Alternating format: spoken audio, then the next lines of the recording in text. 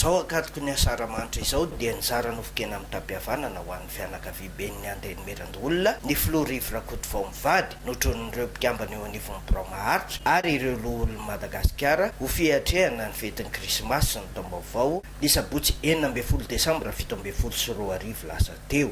Kisa, vary makalioka, menaka, kilalao isan-karazany ho an'ny ankizy ary solobena koa no natolotra ho an'ny rehetra tamin'izany. Nandritra ny lahateny nataon'ny sekretera jeneraly ny Andeny Merandolona Andriana Solonjana Jean Emile no nanambarany fa vonona tanteraka ampiasan'ny Andeny Merandolona hanatanteraka ny adidy eo amin'ny lafin'ny asa eto anivon'ny androm-panjakana.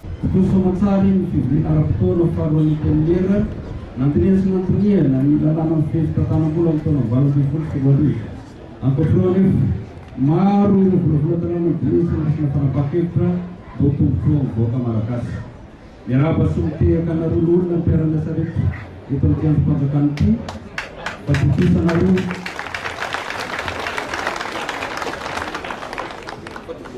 atsakany sy antavany ny adidy masina napetaky ny filoham-pirenena sy ny vaoaka malagasy taminareo. Antsika mpiara-miasa kosa izay rantsa mangaika mampety ny androm-panjakana ity nantsoinandro tokoa ianareo diandro nantsonalina dialina efa nareo ny asanareo tamin'ny fitaom-piasana ity ka natafitany ireo fivoriana ara-potoana roa filorana fisaorana sy fakasitrahana ianareo ara-polahikarezina trany amin'ny asa mbola miandro ny tsirairay. Anampabe-maso fa ireo ny mpiara-miasa rehetra vonona trany anatanteraka ny asa manandrify azy. Saotra le mampitolo Lanonam-pianakaviana no iarahan'ny filohan'ny Andeny Merandolona mivady sy ireo mpiara-miasa. Nandritra ny lahateny nataony dia nirary soa ny mpiasa sy ny fianakaviany tsirairay avy izy amin'izao akatoko ny fety izao ary faniriany indrindra ny anaovan'ny tsirairay fety mahafinaritra isan-tokantrano. Ankoatr'izay dia nampirisika ny mpiara-miasa rehetra ihany koa ny filoha hanara-maso ny anarany avy any amin'ny lisym-pifidianana mba tsy ho very soa ny tsirairay ho amin'ny fiatrehana ny fifidianana ho avy. Andro ny fety tokoa izao. Rososina fety satria vita soma tsara aloha iny ny rahantsika teo amin'ny lafiny ara-panjakana raha ny resaka fivoriana ara-potoana no lazaina. Zavatra lehibe zany ary misaotra makasitraka an'ireto senateur namana. Misaotra ihany koa nefa ny mpiara-miasa satria ireo tokoa ny hita maso fa matory eny ny vita dia betsaka ny asa ao ambadika ao. Misaorana antsika mianakavy zany ary mamely mpisaorana an'Andriamanitra olombelona manana fianakaviana, olombelona ao anivon'ny sosialy eny amin'ny fiarahamonina. Tsy afaka hiantso an'izao tontolo izao tsika fa tsika mianakavy zaray vatsy ray aina no fampiantso androany mba hizaran'ny soa, hizaran'ny tsara. Koa dia mpifariana tokoa no aravainantsika ary androany dia natao andro piraviravona ka ny teny ataoko dia tsy misy teny diso an'izay fa ny teny fankahirezana ary ny teny ataoko mety mihoatra androany anga dia mbola fampatsehivana amintsika samy malagasy any tsy maintsy ambotsika ny tanindrazantsika.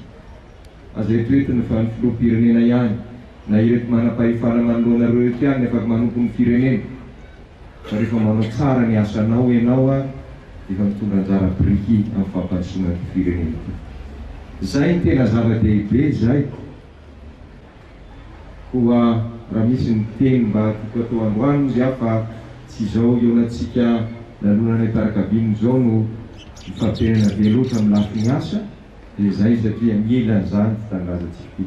Mila malagasy mba ty tanindrazany ty malagasy ty tanindrazantsika ty mora mpitenenana zany fa sarotsarotra mpanataterahana ihany indraindray no ny antony maro sagazy. Koa dia zany no faniriana avy amin'ireto lolona marobe manoloananareo. Ho avy ihany koa ny farany taona dia mirarina sosiny tsara. Samy mitratra ny farany taona dokotsika ary indrindra ho tototsoany amin'ilay taona 2024 fa Andriamanitra mandahatra zava-drehetra.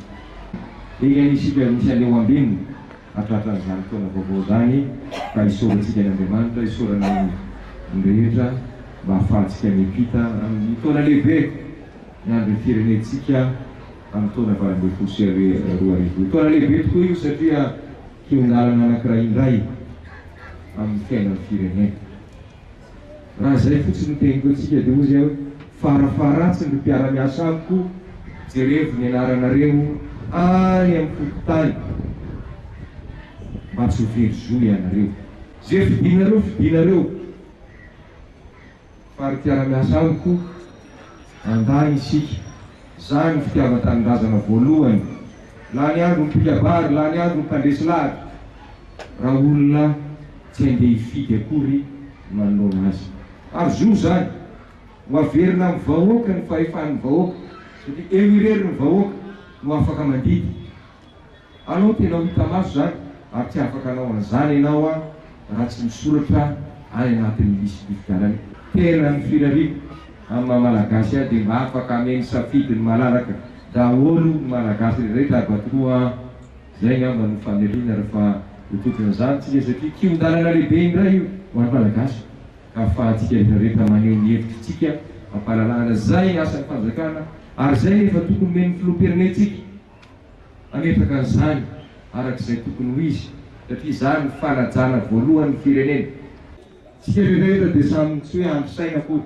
fa samy nofaly eritreritra hoe na iza na le filohany anteny merandolona na ny mpiara-miasa etiretina famajinika indrindra dia ananandro ray atserovany zanany any an-trano any